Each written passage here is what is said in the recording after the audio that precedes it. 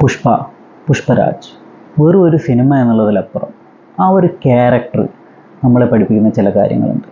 നമ്മളൊക്കെ ലൈഫിൽ ഇതുപോലെ കോൺഫിഡൻസ് ഒക്കെ നഷ്ടപ്പെട്ട് ഒരാളൊന്ന് ബൂസ്റ്റ് ചെയ്യാനുണ്ടായിരുന്നെങ്കിൽ എന്ന് ആലോചിച്ചിരിക്കുന്ന സിറ്റുവേഷൻസ് ഉണ്ടായിട്ടുണ്ടാവും.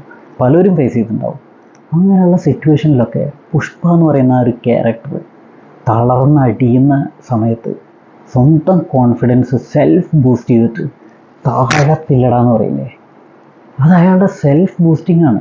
അയാൾ ആ പടം എന്തോ ആയിക്കോട്ടെ, പടം പറയുന്ന കഥ എന്തോ ആയിക്കോട്ടെ, പക്ഷെ ആ ഒരു ക്യാരക്ടർ ബിൽഡ് ചെയ്ത് കൊണ്ടുവന്ന രീതി ഉണ്ടല്ലോ, പുഷ്പ ദ റൈസിംഗ് എന്ന് പറയുന്നത്, ഏറ്റവും താഴേക്കിടയിൽ നിന്ന് മെല്ലെ മെല്ലെ ഗ്രാഫ് പൊക്കി കൊണ്ടുവന്ന ആ ഒരു രീതി, ആ ക്യാരക്ടറൈസേഷൻ ഒരു പക്ഷേ സോഷ്യൽ മീഡിയയിൽ ഏറ്റവും കൂടുതൽ സെലിബ്രേറ്റ് ചെയ്തൊരു ക്യാരക്ടറായിരിക്കും പുഷ്പ.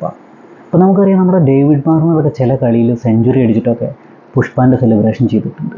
കാരണം അതിൻ്റെ റീച്ച് എന്ന് പറയുന്നത്, ആ പടത്തിൻ്റെ റീച്ച് വേറെ ലെവലായിരുന്നു. ഇന്ത്യക്ക് ഉള്ളിൽ മാത്രമല്ല, വേറെ ലെവലായിരുന്നു. ഇപ്പോൾ ചില ബംഗ്ലാദേശ് താരങ്ങളൊക്കെ ബോൾ എറിഞ്ഞിട്ട് വിക്കറ്റ് കിട്ടിയിട്ട് പുഷ്പാൻ്റെ സെലിബ്രേഷൻ ചെയ്തിട്ടുണ്ട്.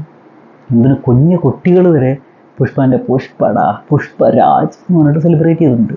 അത്രയ്ക്കും സോഷ്യൽ മീഡിയയിൽ ഇൻഫ്ലുവൻസ് ഉണ്ടാക്കാൻ പറ്റിയ ഒരു ക്യാരക്ടറായിരുന്നു അല്ലു അർജുൻ്റെ. ആ പടത്തിന് നാഷണൽ അവാർഡ് കിട്ടിയപ്പോൾ ഒരുപാട് ആൾക്കാർ നെഗറ്റീവ്സും കാര്യങ്ങളൊക്കെ പറഞ്ഞു. കാരണം ആ വർഷത്തിൽ അതിലും നല്ല കലാമൂല്യമുള്ള നാഷണൽ അവാർഡ് കൊടുക്കാൻ പറ്റിയ വേറെ ഒരുപാട് കിടിലൻ പെർഫോമൻസുകൾ ഉണ്ടായ വർഷമാണ്. അപ്പോൾ അത് നാഷണൽ അവാർഡ് കൊടുക്കുന്നത് അതൊക്കെ ഓരോ പൊളിറ്റിക്സിൻ്റെ ഭാഗമാണ്. അപ്പോൾ നമ്മളിപ്പോൾ അതിനെക്കുറിച്ചൊന്നല്ല പറയുന്നത്. പുഷ്പ 2 ഇറങ്ങുന്നതിനെ സംബന്ധിച്ച് ഞാനൊരു ചെറിയ ഷോർട്ട് വീഡിയോ ചെയ്തിട്ടുണ്ടായിരുന്നു. അപ്പോൾ അതിൻ്റെ താഴത്ത് കണ്ടമാനം നെഗറ്റീവ് കമൻസാണ്. അല്ലു അർജുൻ എന്നുള്ള നടനെ സംബന്ധിച്ചിടത്തോളം അയാളുടെ ലൈഫിൽ അയാൾ ചെയ്തതിൽ വെച്ച് ബെസ്റ്റ് ക്യാരക്ടറാണ് പുഷ്പ. ആ പടത്തിൽ അത് മാത്രമല്ല, എല്ലാ പടങ്ങളിലും നമ്മൾ കാണുമ്പോൾ അതിലൊരു അല്ലു അർജുൻ എലമെൻറ്റ്സ് ഉണ്ടാവും.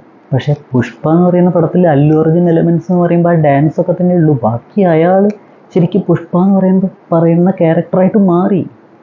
100% നീതി പുലർത്തി അല്ലു അർജുൻ എന്നുള്ള നടൻ. ആ ഒരു ക്യാരക്ടറിനോട് 100% നീതി പുലർത്തി. അപ്പോൾ എന്ത് തന്നെയായാലും പുഷ്പ 2 ഇറങ്ങാൻ പോവുകയാണ്.